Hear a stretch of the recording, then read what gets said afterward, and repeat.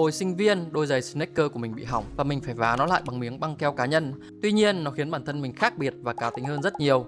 Sau này mình mới nhận ra chân lý rằng đôi giày mới thực sự là trái tim của một bộ trang phục. Nên nếu bạn muốn định hình phong cách của mình, footwear là điều đầu tiên phải nghĩ đến. Đôi Wallabe của shop mình lần này không có charm cá tính như những đôi Cross, không có quai đeo thổ cẩm gần gũi như những đôi Teva, cũng không có lớp lông êm ái của những đôi giày tuyết UGG, nhưng nó nằm giữa tất cả những tiêu chuẩn ấy. Lớp da lộn với lông dày và mượt được phủ bên ngoài tạo một cảm giác êm ái nhẹ nhàng như những đôi UGG.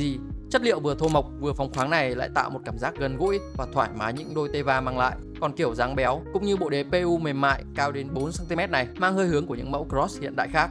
Thực tế, trừ việc mang đi làm, đôi Wallaby này có thể mang đi học khi kết hợp với các mẫu quần kaki hoặc outfit dạo phố ngày thường với quần nỉ và áo hoodie. Thậm chí chỉ cần một chiếc quần short đi biển là đủ.